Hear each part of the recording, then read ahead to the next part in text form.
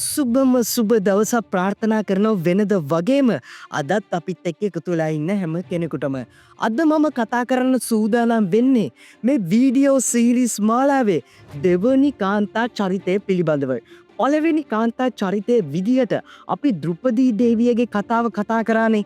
ඉතින් අද සූදානම් වෙන්නේ දෙවනි කාන්තා චරිතය ගැන කතා කරන්න. මේ චරිතය මේ වීඩියෝ වල විවිධ තැන්වලදී කතා වුණා. අර්ජුනගේ වීඩියෝ එකේදී කතා වුණා. කුරු රාජවංශය පිළිබඳව මම කරපු වීඩියෝ එකේදී කතා වුණා. ඉතින් මහා භාරත ග්‍රන්ථවල වගේම විවිධ පුරාණ ග්‍රන්ථවල විවිධ වේද ග්‍රන්ථවලත් මේ කාන්තාව පිළිබඳව සඳහන් වෙනවා. මෙය වෙන කවුරුවත් නෙවෙයි. මෙය තමයි මිනිසුන්ට, අසුරයින්ට, දෙවියන්ට, ඍෂිවරුන්ට මේ කියන සෑම කොට්ටාසයටම ප්‍රිය වුණු, මේ සෑම කොට්ටාසයම වශී කරගන්න සමත් වුණු මේ විශ්වයේ ඉන්න රූමත්ම අප්සරාව වෙච්ච උර්වශී අප්සරාව. ඉතින් අද අපි කතා කරන්න යන්නේ අන්න ඒ වගේ රූමත් අප්සරාවක් වන උර්වශී අප්සරාවගේ කතාව. අන්තිම තප්පරය වෙනකම් මාත් එක්ක රැඳිලා ඉන්න මේ Real Talks.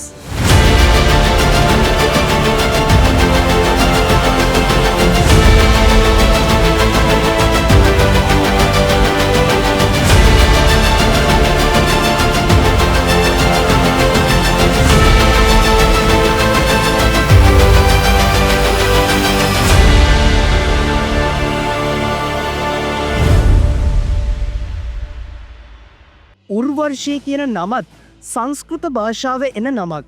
උර් කියලා කියන්නේ සංස්කෘත භාෂාවෙන් මහා, ගොඩක්, පුළුල්, විශාල කියන අර්ථය. වශී කියලා කියන්නේ ඇඳ දැඳ තබා ගැනීම, ආකර්ෂණය කර ගැනීම කියන එක. දැන් සිංහල භාෂාවේදී වශියක් කියලා කියන්නේ ආකර්ෂණය කර තබා ගැනීමනේ. ඉතින් උර් සහ වශී කියන දෙක එකට එකතු වෙලා උර්වර්ෂී කියන නාමය හැදිලා තියෙනවා. එතකොට ඒකේ අර්ථය තමයි විශාල වශයෙන් ආකර්ෂණය කර ගැනීමට හැකි, මහා ආකර්ෂණයකින් හෙබි කියන අර්ථය. ඉතින් මේ උර්වර්ෂී කියන අප්සරාව විවිධ පුරාණ කතාවල, මහා භාරතයේ කතාවේ පවා ඊටමත් ප්‍රධාන තැනක් උසුලන කාන්තාවක් විදියට ගන්න පුළුවන්. මොකද එහෙම කියන්නේ ඇයි කියන එක ගත්තොත් මේ විවිධ ඍෂිවරුන්ගේ උප්පත්තියට සුජුවම හෝ වක්‍රාකාරයෙන් පවා මේ උර්වර්ෂී අප්සරාව සම්බන්ධ වෙලා තියෙනවා. ඒ විතරක් නෙවෙයි, මම අර කලින් කිව්ව වගේම විශ්වයේ ඉන්න ඉතාමත් ලස්සන රූමත්ම අප්සරාව තමයි මේ උර්වර්ෂී අප්සරාව කියලා කියන්නේ. මම අර කිව්වේ දෙවියන්ගේ, මිනිසුන්ගේ, ඍෂිවරුන්ගේ, ඒ විතරක් නෙවෙයි අසුරයින්ගේ පවා ආකර්ෂණය ලබා ගන්න, අසුරයින් පවා ප්‍රිය කරපු අප්සරාවක් තමයි මේ උර්වර්ෂී කියලා කියන්නේ. අන්න ඒක නිසාම මේ අප්සරාවන් අතරින් පළවෙනි තැන හිමි වෙන්නේ මේ උර්වර්ෂී අප්සරාවට. ඉතින් මේ උර්වර්ෂී අප්සරාව හා සම්බන්ධ වෙච්ච ඊටම ලස්සන කතාවන් කිහිපයක්ම තියෙනවා. මම අද ඒ හැම දෙයක්ම ඔයගොල්ලන්ට කියනවා. ඉතින් වැඩි වෙලා ගන්නෙ නැතුව මේ කෙටි හැඳින්වීමකට පස්සේ අපි බලමු උර්වර්ෂී අප්සරාවගේ උප්පත්ති කතාව කොයි විදිහටද සිද්ධ වුනේ කියලා. ඔන්න ඉතින් මගේ ආදරණීය සහෝදර සහෝදරියනි, ඊටමත් ඈත අතීතයේ ඔයගොල්ලෝ දන්නවනේ නාර සහ නාරායන මුනිවරුන්. ඔන්න ඔය නාර සහ නාරායන මුනිවරුන් පැමිණෙනවා බද්රිකාශ්‍රාරාමයට. මෙහෙම පැමිණිලා මොවුන් බ්‍රහ්ම දෙවියන් උදෙසා ඊටමත් දැඩි තපසර රකින්නවා. එම නැත්නම් ධානයකට සමවැදිලා ඉන්නවා. ඉතින් මේක ඊටමත් ප්‍රබල ධානයක්. මොවුන් වසර ගණනාවක් මේක ඊටමත් හොඳින් අඛණ්ඩව පවත්වාගෙන යනවා. මෙන්න මේක හැබැයි ඉන්ද්‍ර දෙවියන් දකිනවා. මෙන්න මෙහෙම ඉන්ද්‍ර දෙවියන් මේක දැක්කට පස්සේ ඉන්ද්‍ර දෙවියන් මෙහෙම හිතනවා. ඉන්ද්‍ර දෙවියන් හිතනවා මේ නාර සහ නාරායන කියන මුනිවරුන් ඊටමත් ප්‍රබල මුනිවරුන්. මොවුන් මෙහෙම ධානයකට සමවැදිලා උග්‍ර තපසක් රැකලා මේකෙන් බ්‍රහ්ම දෙවියන්ගෙන් වරයක් ලැබුණොත් බැරි වෙලාවත් මගේ රජකමටත් මේකට ප්‍රහාරයක් එල්ල වෙන්න පුළුවන්. ඔය ඉන්ද්‍ර දෙවියන් සෑම විටම ඉන්නේ තමන්ගේ රජකම පිළිබඳව ඊටමත් දැඩි සැකේ. ඒ කියන්නේ වෙන කෙනෙක් ඇවිල්ලා තමන්ගේ රජකම අල්ලගනී කියලා තමයි මොහු හිතාගෙන ඉන්නේ. ඉතින් මොහු හිතනවා මේ විදියට නාර සහ නාරායනත් ප්‍රබල වුණොත් මොහුගේ රජකම උනත් ලබා ගන්න පුළුවන් කියලා. මොකද මේ දිව්‍ය වරයක් තමයි මොවුන් දෙදෙනාට හිමි වෙන්නේ යන්නේ.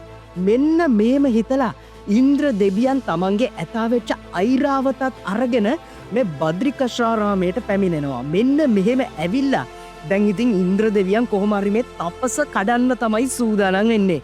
ඉන්ද්‍ර දෙවියන් ඇවිල්ලා කියනවා මම ඔබ වහන්සේලා දෙන්නට වරයක් දෙන්නම්, මෙහෙම දෙන්නම්, අර එහෙම දෙන්නම්, ඔබ වහන්සේලාට මේ ඓරාවතක පිටේ යන්න පුළුවන්, ඉන්ද්‍ර ලෝකයට ගිහිල්ලා බලලා එන්න පුළුවන්. ඔන්න ඔය විදිහට කතාවට අල්ලගන්න හදනවා. හැබැයි නාරසා නාරායන මුනිවරුන් ඇහත් ඇරලවත් බලන්නේ නැහැ. ඉතින් දීර්ඝ කාලයක් මේක ඉන්ද්‍ර දෙවියන් කරලා ඉන්ද්‍ර දෙවියන්ටම එපා වෙනවා. මේ එපා වෙලා ඉන්ද්‍ර දෙවියෝ ආපහු සැරයක් ඉන්ද්‍ර ලෝකයට යනවා. ඔන්න දැන් ඉන්ද්‍ර දෙවියෝ ඒ දීලා දිවා රෑ කල්පනා කරනවා මොන්න කෙලියක් කරන්නද මුන් දෙන්න මන් දිහා බලන්නේ නැහැ. ඔන්න ඔහොම කල්පනා කර ඉන්නකොට ඉන්ද්‍ර දෙවියන්ට කූටම්පායම් මතක් වෙනවා. ඉන්ද්‍ර දෙවියන් කරන්නේ වසන්ත දෙවියන් වගේම කාම දෙවියන් ඒ වගේම ඔහුගේ බිරිඳ වෙච්ච රති දෙවන් ගැන තව රම්බා මේනකා තිලෝත්මා කියන ඉතාමත් සුන්දර අප්සරාවන් කැඳවනවා. තවත් විවිධ අප්සරාවන් විශාල ප්‍රමාණයක් කැඳවුවා කියලා තමයි පොත්පත්වල සඳහන් වෙන්නේ. ඉතින් ඔන්නොහොම කැඳවලා මේම කියනවා ඔය කට්ටිය කොහොම හරි ගිහිල්ලා මේ නාරසා නාරායන මුනිවරුන්ගේ තපසට බාධා කරන්න ඕනි කියලා.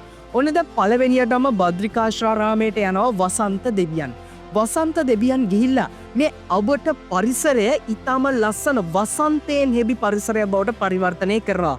කුරුළු නාදයෙන් විවිධ ගස් කොළන් වලින් විවිධ දේවල් වලින් දුටුවන් මන්මත් කරවන පරිසරයක් බවට පත් කරනවා. ඒ පරිසරය ඇලී ගැලී ඉන්න පුළුවන් පරිසරයක් බවට පත් කරනවා. නමුත් නාරසා නාරායන මුනිවරුන් ඇහැ කැරලවත් බලන්නේ නැහැ. ඔන්න දැන් ඉතින් කාමයට අධිපති එහෙම නැත්නම් ආදරයට අධිපති කාමදේවයා පැමිණෙනවා මෙතනට. ඔහු පැමිණිලා විවිධ අප්සරාවන් යොදාගෙන විවිධ නර්තනයන් මේ ඇතුලේ ක්‍රියාත්මක කරවනවා. ඉතින් මේ නර්තනයන්ට දෙවිවරුන් පවා වශී වුණාලු. විවිධ මිනිසුන් විවිධ අසුරෙන් පවා නර්තනයට වශී වුණාලු. මොකද ඊටම රූමත් සරාගී අප්සරාවන් තමයි මේ නර්තනයේ යෙදෙන්නේ. නමුත් ඔන්න නාරසා නාරායන මේ වෙලාවේදී ඇස් ඇරලවත් දැලුව නැලු දැම්මවුන් නර්තනයේ යෙදෙනවලු එක දිගට. මෙන්න මේ වෙලාවේදී නාරසා නාරායනට මේ ඉන්ද්‍ර දෙවියන්ගේ කපටි ස්වභාවය තේරුණාලු. මේ වෙලාවේදී නාරසා නාරායන ඊටමත් ප්‍රබල වගේම හරි අපූර්ව දෙයක් කරනවා. දැන් මොහු දැනගන්නවානේ මේ මොවුන්ගේ රූප ස්වභාවය පිළිබඳව ඊටමත් උද්දච්ච ස්වභාවයෙන් තමයි මේ නර්තනයේ දෙන්නේ ඊටමත් ආඩම්බර ස්වභාවයෙන් කියලා. නාරසා නාරායන මුනිවරු තමන්ගේ කලවට මෙන්න මෙහෙම තට්ටුවක් දැම්මලු. මේ තට්ටුව දමපු වෙලාවෙම මේ කලවෙන් ඉතාම රූමත් අතිශය රූමත් කාන්තාවක් උප්පත්තිය ලැබුවලු.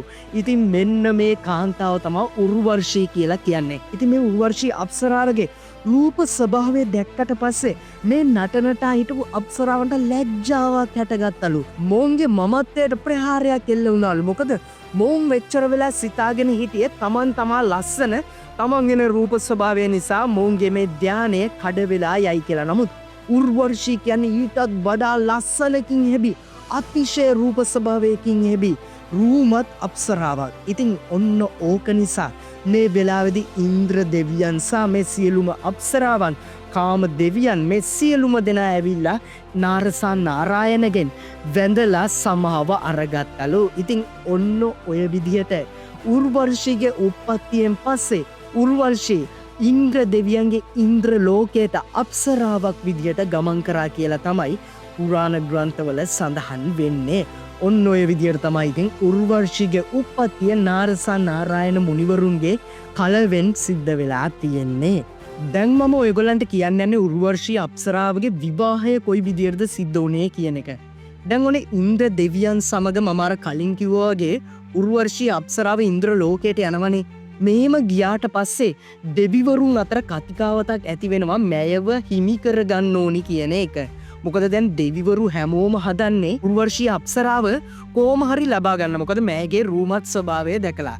මෙන්න මේක නිසාම අප්සරාවන් අතරත් ප්‍රශ්නයක් හට ගන්නවා කවුද රූමත් කියන එක අරබයා. ඉතින් මෙන්න මේක නිසා මහා බ්‍රහ්මයා තීරණය කරනවා මෙහෙම ඉදිරියට ගියොත් අනිවාර්යයෙන්ම මේක ලොකු ප්‍රශ්නයක් කළා මහා අනර්ථයක්. දේව ගැටුමක් නිර්මාණය වෙන තත්ත්වයක් උදා වෙනවා කියලා. මහා බ්‍රහ්මයා විසින් උල්වර්ෂීත කියනවා ඔබ පෘථුවියේ යම් කිසි කාලයක් ගත කරලා එන්න. එතකොට මේ ප්‍රශ්න ටික මම කොහොම හරි විසඳන්නම් කියලා. ඉතින් ඔන්න ඕක නිසා උර්වශී පෘථුවියට පැමිණෙනවා. පෘථුවියට පැමිණෙන කාලයේදී පෘථුවියේ රජකම් කරන්නේ චන්ද්‍ර වංශ කුලේ පුරුරාවස් කියන රජතුමා මේ රජතුමා ඉතාම ප්‍රසිද්ධ රජ කෙනෙක්. ගුණධර්ම වලින් හෙබි ඒ වගේම ඉතාම බල සම්පන්න රජ කෙනෙක්. ඉතින් මෙන්න මේ රජතුමා මේ උර්වර්ෂී දෙවඟනම දකිනවා. එහෙම නැත්නම් අප්සරාවව දකිනවා. උර්වර්ෂී අප්සරාවත් මේ පුරුරාවස් කියන රජතුමා සමග ආදරයෙන් බැඳෙනවා. මොවුන් ඉතින් එක දිගට වසර ගණනාවක් මෙහෙම මිත්‍රයෙන් වගේ කතාබස් කරගෙන ඉන්නකොට ඔන්න මේ රජතුමා උර්වර්ෂී අප්සරාවට විවාහ යෝජනාවක් අරගෙන එනවා. ඉතින් උර්වර්ෂී අප්සරාවත් මේ විවාහ යෝජනාවට කැමති වෙනවා. හැබැයි උර්වර්ෂී අප්සරාව කොන්දේසි 3ක් පනවනවා මේ විවාහයට කැමැත්ත ලබා දෙන්න ඕන්නම්. පළවෙනි කොන්දේසිය තමයි උර්වර්ෂී අප්සරාව කියනවා ඇය සතුව දිව්‍ය බැටළුවන් දෙදෙනෙක් සිටිනවා. මේ බැටළුවන් දෙදෙනා අනිවාර්යයෙන්ම ආරක්ෂා කරගත යුතුයි. බැරි වෙලාවක් කවුරුන් හෝ මේ බැටළුවන් දෙදෙනා සොරාගත්තොත් මේ විවාහය කඩ වෙනවා කියලා. දෙවනි කොන්දේසිය තමයි ඇය සැමදාම ගිතෙල් සහිත ආහාර පමණක් 3 වේලටම ආහාරයට ගන්නවා කියන එක. තුන්වෙනි කොන්දේසිය හරි අපූර්ව කොන්දේසියක්. තුන්වෙනි කොන්දේසිය තමයි පුරුවාරුස් රජතුමා සමග ලිංගිකව එකතු වන මොහොතේදී පමණක් පුරුවාරුස් රජතුමාව නිර්වතින් දකිනවා කියන කොන්දේසි. ඉතින් මේ කොන්දේසි තුන හරි පුදුම කොන්දේසි තුනක් විදියට තමයි මේ රජතුමා දකින්නේ. නමුත් මේ විවාහයට කැමති වෙන්න ඕනි නිසාත් උර්වර්ෂීව ලබා ගන්න ඕනි නිසා රජතුමා මේ කොන්දේසි තුනට කැමති වෙනවා. ඉතින් ඔන්න ඔය ආකාරයට පුරුවාරුස් රජතුමා සහ මේ උර්වර්ෂී අප්සරාව අතර විවාහය සිද්ධ වෙනවා. ඔවුන් ඉතාමත් ආදරයෙන් සිටියලු. මොකද මේක ඉතාමත් ලස්සන ආදර කතාවක් විදිහට තමයි පුරාණයේ සඳහන් වෙන්නේ. ඔවුන්ගේ මේ ආදරයට බාධා පමුණවන්න කට්ටිය හිටියලු. මොකද උර්වර්ෂීව ලබා ගැනීමේ අදහසින්. නමුත් ඔවුන් ඉතාමත් ප්‍රබල විදිහට මේ ආදර කතාව ඉදිරියට කරගෙන ගියාලු. ඉතින් ඔන්න ඔහොම කාලය ගත වෙනකොට මේ ගාන්ධර්වයන්ගේ රජතුමා වෙච්ච හම්සා කියන රජතුමාට සෙම්පතියෙක් ඉන්නවා දුර්මදා කියලා. මේ සෙම්පතියා කොහොම හරි උර්වර්ෂී අප්සරාව ලබා ගැනීමේ අරමුණින් තමයි ඉන්නේ. ඉතින් හැම වෙලාවෙදිම මේ දුර්මදා කියන කෙනා ඇවිල්ලා උර්වර්ෂීට කියනවා එක හෙලාම මට ඔබව ලබා ගන්න ඕනි, ඔබ මා සමග විවාහ වෙන්න කියලා. නමුත් මේ සෑම අවස්ථාවකදීම උර්වර්ෂී අප්සරාව මේකට විරුද්ධ වෙලා කියනවා පුරුවාරුස් රජතුමා සමග තියෙන සම්බන්ධතාවයේ ඉතාමත් දැඩි සම්බන්ධතාවයක්, ඔහුට තමන් ආදරය කරන බවත්, ඒ ආදරය හැමදාටම තියෙන බවත්. ඉතින් ඔන්න ඔය වගේ ආදර කතාවක් තිබිලා තියෙනවා. ඉතින් කාලය ගත වෙනකොට පුරුරාවස් රජතුමා ඈතින් ඉන්න උර්වර්ෂී රැජිනට, දැන් උර්වර්ෂී රැජිනටනේ අතින් මෙන්න මෙහෙම සංකේතවත් කරලා කියනවා රාත්‍රියට නන්දන උයනේ කෙළවරට පැමිණෙන්න කියලා. මෙන්න මේක දුර්මදා සෙම්පතිය දකිනවා. මෙහෙම දැකලා දුර්මදා සෙම්පතිය කූට උපක්‍රමයක් යොදනවා උර්වර්ෂී ලබා ගැනීම වෙනුවෙන්. දුර්මදා සෙම්පතිය උන්මදා කියන විද්‍යාධාරී දෙවඟනම කතා කරනවා. මේ විද්‍යාධාරී දෙවඟනට එක හැකියාවක් තියෙනවා, ස්වරූප මාරු කරන්න පුළුවන් හැකියාවක්. ඉතින් මෙන්න මේ වෙලාවේදී දුර්මදා කියන සෙම්පතියා පුරුවාරුස් රජතුමාගේ ස්වරූපය ලබා ගන්නවා. ඉතින් උන්මදා කියන දෙවඟන උර්වර්ෂීගේ ස්වරූපය ලබා ගන්නවා. මෙන්න මෙහෙම ස්වරූප ලබාගෙන පුරුවාරුස් රජතුමා පැමිණියට පස්සේ උන්මදා දෙවඟන යනවා උර්වර්ෂී විදියට ඔහු ගාවට. දුර්මදා සෙම්පතියා පුරුවාරුස් රජතුමාගේ රූපේනේ අරගෙන තියෙන්නේ. ඉතින් ඔහු යනවා උර්වර්ෂී ගාවට. මොවුන් දෙදෙනාට මේක අඳුරගන්න බැරුව මොවුන් දෙදෙනා බැරදි පුද්ගලයන් සමග ලිංගිකව එකතු වෙනවා. අවසානයේදී ඔන්නෝම කෙසේ හෝ දුර්මදා සෙම්පතියන් නියමිත ස්වරූපයට පැමිණිලා උර්වර්ෂීට කියනවා මේ පුරුවාරුස් නෙවෙයි, මම තමයි දුර්මදා කියලා. ඉතින් ඔන්න ඔය වෙලාවේදී උර්වර්ෂී රැජින ඊටම කෝපයට පත් වෙනවා. මෙහෙම කෝපය නිසාම මෑ විසින් මේ දුර්මුදට සහ උන්මාදාට ශාපයක් කරනවා. ඒ ශාපය තමයි දුර්මදා කවදාම හරි දවසක මේ මහා පෘථුවේ යක්ෂයෙක් විදියට උප්පත්තිය ලැබලා ඊටම භයානක මරණයක් අත්විඳිනවා කියන එක. ඒ වගේම උන්මාදා මේ පෘථුවියේ භයානක රජ කෙනෙක්ගේ භාර්යාවක් විදියට උප්පත්තිය ලැබලා විවිධ රජවරුන් සමග ලිංගික ක්‍රියාකාරකම් වල එකතු වෙන්න සිද්ධ වෙනවා කියන කාරණය. ඉතින් මෙන්න මේක ගැන ඇහුවා විතරයි මේ උන්මදා සහ දුර්මුද කියන සෙම්පතියා බයට පත්වෙලා මේ උර්වර්ෂී ඉස්සරහා බැඳ වැටෙන්න ගන්නවා. ඉතින් උර්වර්ෂී රැජිනට පොඩ්ඩක් දුක හිතිලා මේක නිසා මේ ශාපයේ ප්‍රතිවිපාක පොඩ්ඩක් පහලට දානවා. මේ වෙලාවෙදි උර්වර්ෂී රැජින කියනවා හොඳයි. එහෙනම් දුර්මුද කවදා හෝ මේ පෘථිවියේ උපත ලබනවා. මේ උපත ලබන්නේ මේ උන්මාදාගේ පුත්‍රයෙකු විදියට. මෙහෙම උපත ලබලා මොහු දීර්ඝ විදියට කටුක ජීවිතයක් ගත කළා මරණයට පත් වෙලා ස්වර්ගයේ උපත ලබනවා නැවත වතාවක්. ඒ වගේම උන්මාදත් විවිධ ලිංගික ක්‍රියාකාරකම් විවිධ රජවරුන් යටතේ ඉෂ්ට කරලා අනිවාර්යෙන්ම මරණයට පත් වෙලා මෙයත් ස්වර්ගයේ උපත ලබනවා කියලා. ඉතින් ඔන්න ඔය ආකාරයට ඔය කතාවත් සිද්ධ වෙනවා. හොඳද? දැන් ඔය කතාවත් සිද්ධ වෙලා කාලයක් ගත වෙනකොට පුරුවාරුස් රජතුමා සහ උර්වර්ෂී රැජින ඉතාමත් ආදරයෙන් ජීවත් වෙනවා. දැන් ඉන්ද්‍ර දෙවියන්ට ඉන්ද්‍රලෝකේ ඉඳන් මාර ප්‍රශ්නයක්. මොකද උර්වර්ෂී තාම ආවේ නැත්තේ? උර්වර්ෂී කොහෙද ඉන්නේ? මොකද උනේ කියන එක. ඉතින් ඉන්ද්‍ර දෙවියන් ගාන්ධර්වයෙක් වෙන චිත්‍රවාසුව කැඳවලා කියනවා ඔබ කොහොම හරි ගිහිල්ලා උර්වර්ෂීට මොකද්ද උනේ කියලා හොයාගෙන එන්න කියලා. ඔන්නද චිත්‍රවාසු පැමිණිලා මේ සියලුම කාරණා දැනගෙන ඉන්ද්‍ර දෙවියන් ගාවට ගිහින් කියනවා මෙන්න මෙහෙම දෙයක් වෙලා තියෙන මෙන්න මෙහෙම පුරුවාරුස් රජතුමාව විවාහ කරගෙන ඉන්නේ මෑ සිටිනවා පුරුවාරුස් රජතුමාගේ රාජධානියේ කියලා. ඔන්න දැන් ඉන්ද්‍ර දෙවියන් කූට උපක්‍රමයක් යොදනවා මේ විවාහය කඩලා නැවත වතාවක් මේ උර්වර්ෂිව ඉන්ද්‍රලෝකයට ගෙන්න ගන්න. මේක තමයි දැන් අර බැටළුවන් දෙදෙනා ඉන්නවනේ. මේ බැටළුවන් දෙදෙනා මේ ගාන්ධර්වයන් යොදාගෙන ඉන්ද්‍ර දෙවියන් විසින් සොරකම් කරනවා. මෙන්න මේ සොරකම් කරන අවස්ථාවේදී පුරුවාරුස් රජතුමා සහ මේ උර්වර්ෂී රැජින සංසර්ගයේ යෙදිලා තමයි ඉඳලා තියෙන්නේ. ඉතින් ඒ වුණාට මේ වෙලාවේදී මේ බැටළුවන්ගේ හඬ ඇහෙනවා උර්වර්ෂිට. උර්වර්ෂී පුරුවාරුස් රජතුමාට කියනවා අන්න මගේ බැටළුවන් පැහැරගෙන යනවා. ඔබ කිව්වෙන ඔවුන් ආරක්ෂා කරගන්නවා කියලා. ඔබට ඔවුන් ආරක්ෂා කරගන්න දැන් බැරිද? ඔබ කුමක්ද කරන්න කියලා. මේ වෙලාවේදී නිර්වතින්ම පුරුවාරුස් රජතුමා දුවගෙන පැමිණෙනවා මේ බැටළුවන් ආරක්ෂා කරගන්න. ඉතින් කෙසේ හෝ මේ බැටළුවන් මේ ගාන්ධර්වයන් අරගෙන යන්නේ නැහැ. මේ ගාන්ධර්වයන් කරන්න මේ බැටළුවන්ව මේ මාලිකාවෙම සංගවා තබන එක. කොහොම හරි ගිහිල්ලා ඔන්න දැන් පුරුවාරුස් රජතුමා නිර්වතින්ම ගිහිල්ලා මේ බැටළුවන් අල්ලාගෙන ඔන්න දැන් උර්වර්ෂී දෙවඟන විදියට එනවා. ඉතින් ඔන්න මේ වෙලාවේදී කොන්දේසි දෙකක් කැඩෙනවා. දෙවනි කොන්දේසි ඔයගොල්ලන් මතක ඇත්ගෙන අර නිර්වතින් ඉන්න බෑ කියන එක වෙන අවස්ථාවන් වලදී ඉතින් ඔන්න ඔය වෙලාවේදී මේ කොන්දේසි කැඩුන නිසා උර්වර්ෂී රැජින නැවත වතාවක් උර්වර්ෂී අප්සරා විදියට ඉන්ද්‍රලෝකයට යන්න පිටත් වෙනවා. ඒ උඩට පුරුවාරුස් රජතුමා උර්වර්ෂීව අල්ලාගෙන කියනවා මේකට ඉඩ දෙන්න එපා. තමන්ව දාලා යන්න එපා කියලා. නමුත් උර්වර්ෂී මේ කොන්දේසි කැඩුන නිසා ඔන්න දැන් ඉතින් නැවත වතාවක් ඉන්ද්‍රලෝකයට පිටත් වෙලා යනවා. ඉන්ද්‍ර දෙවියන්ගේ සහ ගාන්ධර්වයන්ගේ කූට උපක්‍රමය ඔන්න ඔය විදියට තමයි හරි ගියේ. ඉතින් ඔන්න ඕකේ තමයි ලස්සන කතාවක් මේ උර්වර්ෂී සහ පුරුවාරුස් රජතුමාගේ විවාහය හා විවිධ සම්බන්ධතා පිළිබඳව ගොඩනැගිලා තියෙන. උර්වර්ෂී අප්සරාව ඍජුවම සම්බන්ධ වෙච්ච කතාවන් ගත්තට පස්සේ උර්වර්ෂී අප්සරාව හා අර්ජුන අතර සිදුවෙච්ච ඉතාමත් ලස්සන කතාවක් තියෙනවා. ඒක දැනටමත් ඔයගොල්ලෝ දන්නවත් ඇති. මං අර්ජුනගේ වීඩියෝ එක යටතේදීත් ඒක සාමාන්‍ය තරමක් දුරට කියලා දුන්නා. ඉතින් මම මේකෙදිත් ඒ කතාව කියන්න. දැන් ඔයගොල්ලෝ දන්නවනේ අර්ජුන වසර 12ක වනගත වීමකට ලක්ුණානේ. අර්ජුන විතරක් නෙවෙයි මහා පාණ්ඩවයන් සියලුම දෙනා. ඉතින් ඔන්න ඔය වසර 12ක කාලය ඇතුළතදී මම අර අග්නේයාස්ත්‍රයේ වීඩියෝ එකේදී කිව්වෝ වගේම අර්ජුන විසින් විවිධ දේව අස්ත්‍රයන් විශාල ප්‍රමාණයක් එක්කාසු කරගන්නවා. මෙන්න මේ වෙනුවෙන්ම මොහු විසින් ස්වර්ගයට යනවා. එහෙම නැත්නම් දිව්‍ය ලෝකයට යනවා.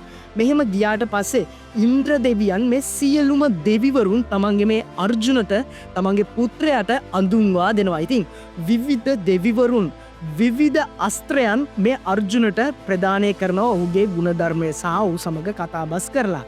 මෙන්න මේ වෙලාවේදී ඉන්ද්‍ර ලෝකයේ නර්තනයක යෙදීමින් සිටින මේ උර්වර්ෂී අප්සරාවත් උර්වර්ෂී අප්සරාවන්නේ අර්ජුනගේ කඩවසම් ස්වරූපය දැකලා අර්ජුන සමග ආදරයෙන් බැඳෙනවා.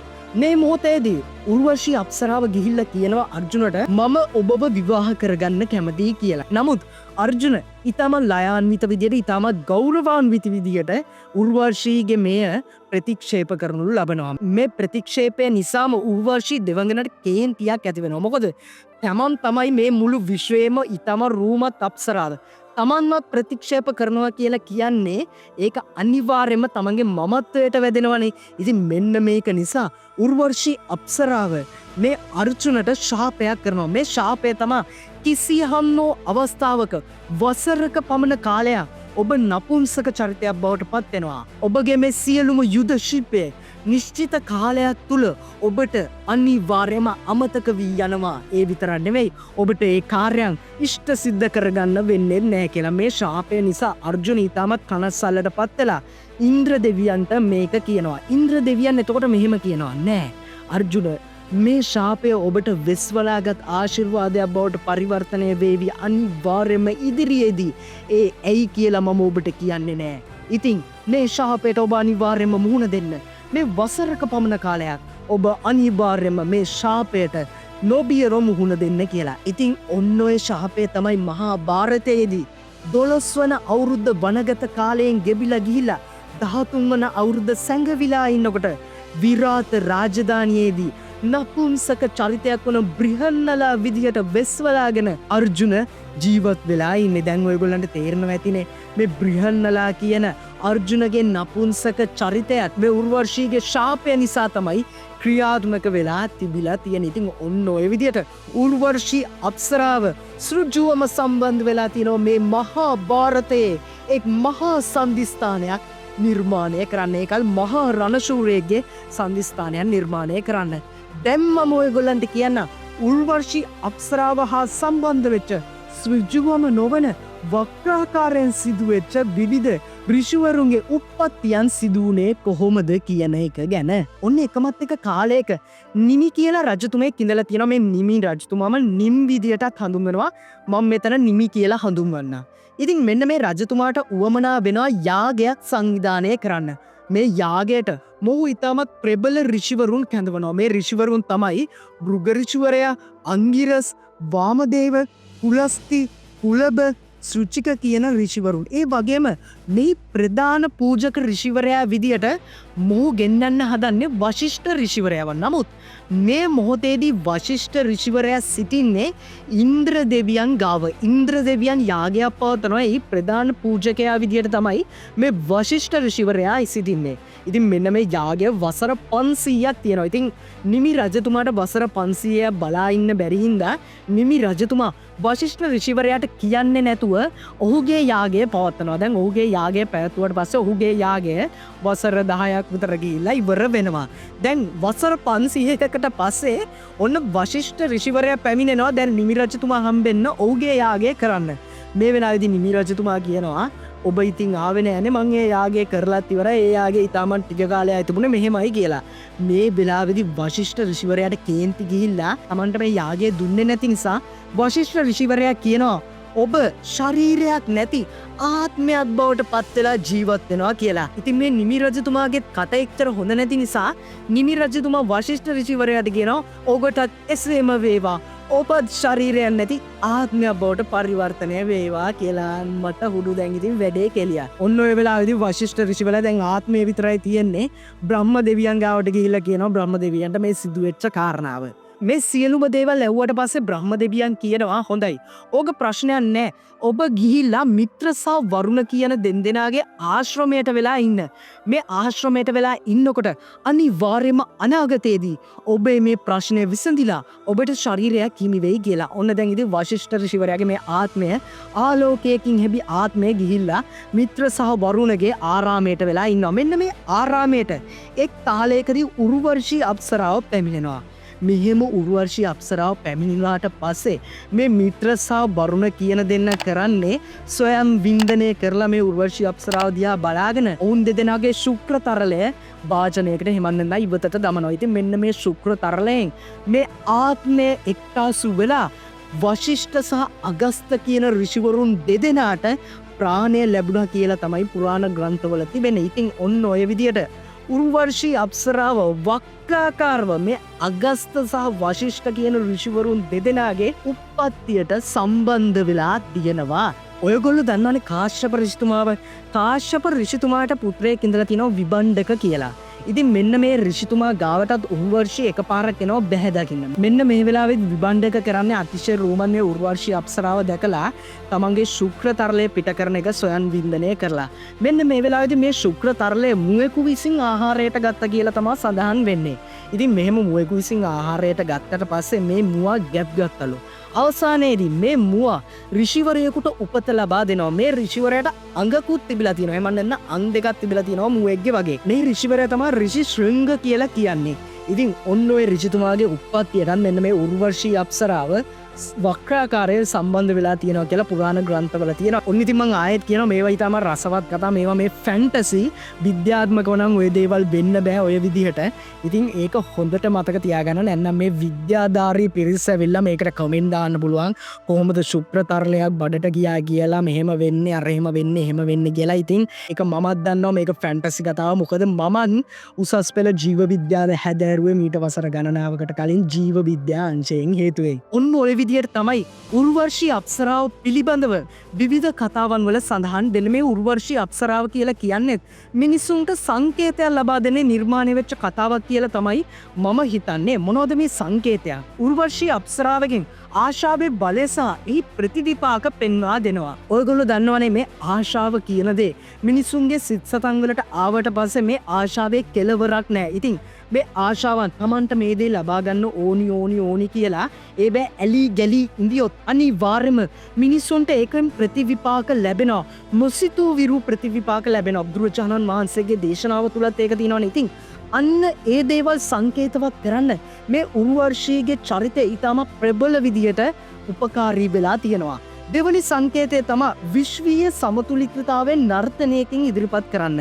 මේ ඉන්ද්‍ර ලෝකයේ තුල විශ්වීය සමතුලිතතාවයේ නර්තනයන්ගෙන් ඉදිරිපත් කරනවා කියලා තමයි මේ උර්වර්ෂී අප්සරාවගේ චරිතයෙන් නිරූපණය වෙලා තියෙන්නේ. තුන්වෙනි කාරණාව විදියට සතුටේ අනිත්‍යතාවය පෙන්වනවා. සතුටේ ඇලී ගැලී ඉන්න මිනිසුන් යම් කිසි අවස්ථාවක කෝම හෝ ඒ සතුට නිසාම විනාශයට පත්වෙනවා කියන කාරණාව මේ උර්වශීගේ කතාව ඇතුළේ පෙන්වනවා. ඒ කතාවෙන් පෙන්වන්නේ කොහොමද දන්නවද? දැන් මම ඔයගොල්ලන්ට කිව්වනේ පුරවාරුස් රජතුමාව අදහැරලා දාලා උර්වශී ගියා කියලා.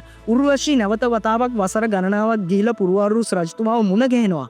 මේ අවස්ථාවේදී පුරවාරුස් රජතුමා උර්වශී ගැන සිත සිතාම මානසික අවපීඩනයට ලක් වෙනා සියලුම දේවල් අහිමි කරගෙන මානසික රෝගියෙක් බවට පරිවර්තනය වෙලා තමයි ඉඳලා තියෙන්නේ. ඉතින් ඔන්න ඕක නිසා තමයි ආශාව කියන දේ වැඩිදුර යන්න හොඳ නෑ කියන එකට මේ කතාව උර්වශීගේ කතාව සංකේතාත්මකව දක්වලා තියෙන්නේ. ඉතින් ඔන්න ඔය වගේ දේවල් තමයි මේ උර්වශී අප්සරාව විචලිතයෙන් සංකේතවත් කරලා තියෙනවා කියලා හින්දු දහමේ හින්දුන්ගේ සංස්කෘතිය තුළ විශ්වාස කෙරෙන්නේ. මගේ ආදරණීය සහෝදර සහෝදරීනි, ඔන්න ඔය විදියට තමයි මේ වීඩියෝ සීරීස් එකේ දෙවනි කාන්තා චරිතය පිළිබඳව කරපු කතාව මම නිම කරන්න සූදානම් වෙන්නේ. ඒ වගේම දැන් ඔයගොල්ලන්ට එක දෙයක් මතක් වෙන්න ඕනි. බුදුරජාණන් වහන්සේගේ සත්සතිය තුලදී ඔයගොල්ලෝ අහලා තියෙනවනේ තණ්හා රති රංගා ඇවිල්ලා නර්තනයේ යෙදිලා දුවත් කුමාරයාගේ ධානය කඩාකප්පල් කරන්න සූදානම් වුණා කියලා. ඇත්තටම ඒ කතාව ටිකක් සමානයි නේද අර නාරසා නාරායන මුනිවරුන්ගේ දානයට කඩාකප්පල් කරන්න හදපු අවස්ථාව. රම්බා තිලෝත්මා මේනකා කියන තුන්දෙනා ඇවිල්ලා රති සමග එකතු වෙලා ඔන්න ඔය අවස්ථාවේදී නර්තනයේ යෙදුණා කියන කතාවට සමානයි නේද? ඔව්, ඇත්තටම මේ සංස්කෘතීන් එකට සමාන වෙදියා සංස්කෘතික සංකල්පණය කියන්නේ අන්න ඒකනේ. සංස්කෘතික සංකල්පණය කියලා කියන්නේ සංස්කෘතීන් එකිනෙකට විස්තර වීම. ඉතින් බුද්ධ දේශනාවෙ නෙමෙයි ඔය දේවල් උද්දියන්නේ ඔය මේ ඇවිල්ලා මෙහෙම නර්තනයේ තුන ඒවා තියෙන්නේ සංස්කෘතියනේ, බුද්ධ සංස්කෘතියනේ. ඉතින් මේ දේවල් වර්තමානයේ හාමුදුරුවෝ ඊටමන් මේ මිනිස්සුන්ට බය උපද්දවල ඉවරලා බුදුදහමට ඈඳා ගන්න ඔය දේවල් ලස්සනට කියනවා. නමුත් සංස්කෘතිය තියෙන්නේ. ඉතින් ඔන්න ඔය විදියට වෙලා තියෙනවා. ඇත්තටම මේ තණ්හා රති රංගා කියන තුන්දෙනා ඇත්තටම ආව නෙවෙයි. මොවුන් මේ සංකේතවත් කරන දේවල්. ඒ කියන්නේ බුදුරජාණන් වහන්සේගේ දේශනාව තුළ බුදුරජාණන් වහන්සේ සිදුවත් කුමාරයා මේ වගේ උතුම් මාර්ගඵලයක් ලබා ගන්න මොහොතේදී සිදුවත් කුමාරයාගේ සිතේ හටගන්න උත්සාහ කරන්න ඇති මේ වගේ ද්වේෂය, ආශාව, මෝහය මේ වගේ දේවල්. මොකද ඒ දේවල් සංකේතවත් කරලා තියෙනවා කාන්තාවන් 3 දෙනෙකුට, ඊටම රූමත් කාන්තාවන් 3 දෙනෙකුට. ඉතින් ඔන්න ඔය වගේ සංකේතයන් විදියට තමයි මේ දේවල් නිර්මාණය වෙලා තියෙන්නේ. පසු කාලීනව බෞද්ධ සංස්කෘතිය ඇතුලේ මේ දේවල් වලට විවිධ චරිත ලබා දීලා, විවිධ අර්ථකථනයන් ලබා දීලා ඔය විදියට නිර්මාණය වෙන්න ඇති කියලා තමයි විවිධ විද්වතුන් විශ්වාස කරන්නේ. ඒ වගේම මම විශ්වාස කරන්නේ අන්න ඒ විදියට. ඉතින් ඔයගොල්ලොත් එහෙමද කියලා මම දන්නේ නැහැ. ඔයගොල්ලෝ එහෙමනම් ඔයගොල්ලන්ට විවිධ වෙනත් මතයන් තියෙනවනේ යටින් කමෙන්ට් එකක් දාන්න. අපි මේ විවිධ මතයන් වලට ප්‍රහාර එල්ල කරන්නේ නැහැ මේ channel එකෙන්. මේ channel එකෙන් කරන්නේ විවිධ මතයන් වල හරි පැත්ත කිරාමැන බලාගන්නා එකයි. ඉතින් තවත් දවසක අනිවාර්යම හමුවමු. ඒවගේම විශේෂයෙන්ම කියන්න ඕනි රීල් ටෝක්ස් ෆිල්ම්ස් කියලා ෂෝට් ෆිල්ම්ස් චැනල් එකක් මන් නිර්මාණය කරලා තියෙනවා. අපේ පරණ තිබ්බ channel එකක්. ඒකට රීල් ටෝක්ස් ෆිල්ම්ස් නමින් නම දාලා මන් රීබ්‍රෑන්ඩ් කරලා තියෙනවා. ඉතින් ඒ channel එකටත් යන්න. ඒ channel එකේ link එක description එකේ තියෙනවා. ඉතින් ආයෙත් දවසක හමු වෙන බලාපොරොත්තු වෙමි. මම සමුගන්නවා. යාළුවන්ට බලන්න share කරන්න subscribe කරන්න අපිව මේ රීල් ටෝක්ස්